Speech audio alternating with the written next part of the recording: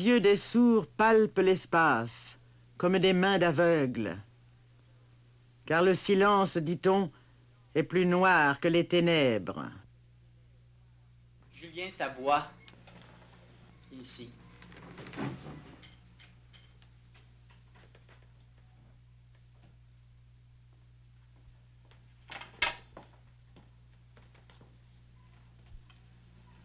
La tasse.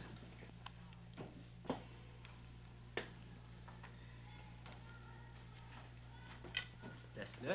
Les mots, qui sont pour nous si naturels, La hache. sont pour le sourd abstraits, immatériels. Pour apprendre à en déchiffrer le sens lorsqu'ils effleurent les lèvres, il faut les transformer en sensations tactiles, en signes écrits, en images. Bien. La chape. Pour atteindre de simples mots, quel chemin détourné, ardu.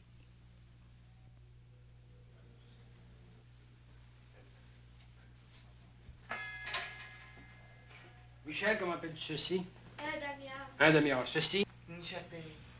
Un demi-heure. Pas de bleu.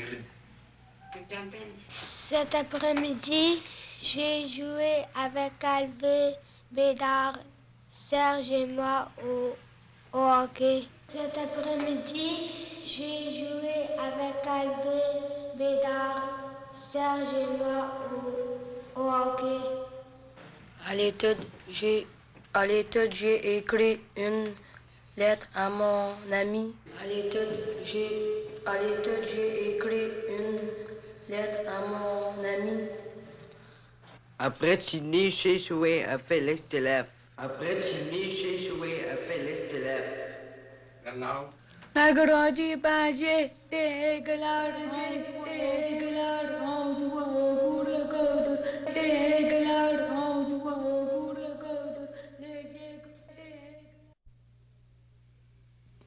Digne de figurer au musée de la surdité, ces jeunes filles coréennes qui ne savent pas ce qu'elles font puisqu'elles sont sourdes et musiciennes.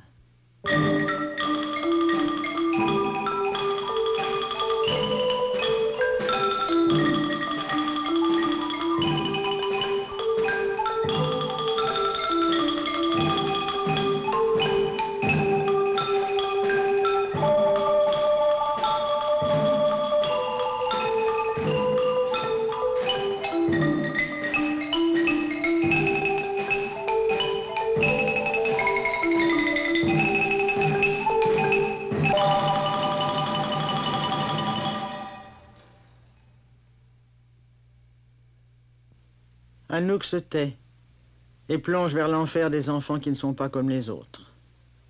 D'ailleurs, son cas n'est pas unique. Beaucoup d'enfants sont sourds à des degrés divers, pour des causes différentes, avec des conséquences variables. Voilà que s'ouvrent pour elle les portes du Centre de l'Ouïe et de la Parole à l'hôpital Notre-Dame, où elle rencontrera d'autres enfants atteints plus gravement qu'elle. Denis, qui n'est sourd qu'à moitié, entend assez pour réaliser ce que signifie entendre. Il perçoit les réprimandes et le bruit du tonnerre, mais ne peut goûter aux échos lointains de la campagne, aux trains qui courent dans la nuit, aux confidences murmurées. Nicole, qui n'entend rien de rien, n'ayant d'autre rythme pour vibrer que son rythme intérieur, séparée du monde par une paroi étanche et invisible.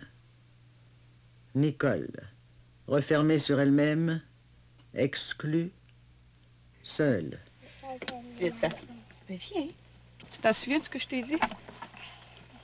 Et puis quelle oreille veux-tu écouter? Avec quelle oreille? La droite ou la gauche? Ces deux-là? Oui, mais une seulement. Hein? Je sais pas ce que tu vas faire, tu vas me le dire quand tu entendras. Es-tu capable de dire oui quand tu entends, toi, le sifflet? On va commencer avec la police. Écoute comme fou ici, là.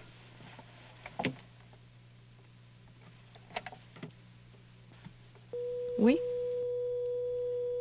Il faut d'abord mesurer le degré d'audition. On injecte dans l'oreille de l'enfant des sons de fréquences différentes.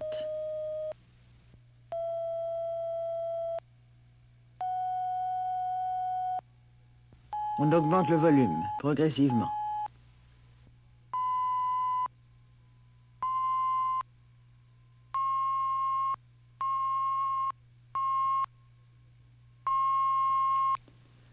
Chaque fois que l'enfant lève la main, c'est un point sur la courbe.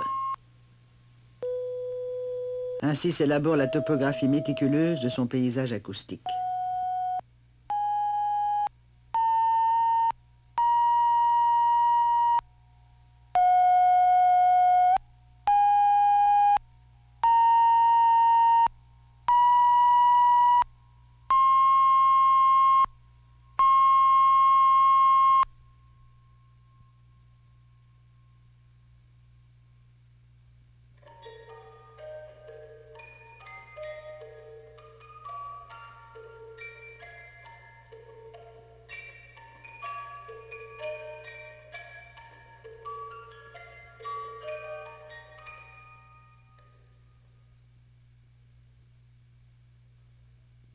Tu m'entends, là? 6 ans. 6 ans. Où demeures-tu? Où demeures-tu? Où demeures-tu? Comment t'appelles-tu? Hein? Comment t'appelles-tu? On va regarder tes oreilles maintenant. OK? Tourne le côté. Maintenant, on va regarder. Hein? Es-tu une bonne fille? Vous savez, il peut y avoir plusieurs causes à la surdité. Oui, souvent. Ça peut être une surdité de naissance, mais elle peut aussi être due à une infection. Quel genre d'infection? À quel âge cette infection est-elle survenue?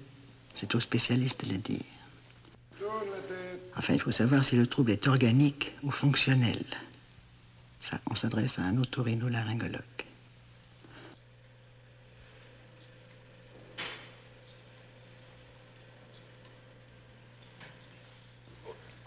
Parfois, le barrage se produit au niveau du cerveau. Il faut alors mesurer les ondes électriques émises par le cerveau. Ça s'appelle un électroencéphalogramme et on fait appel au neurologue.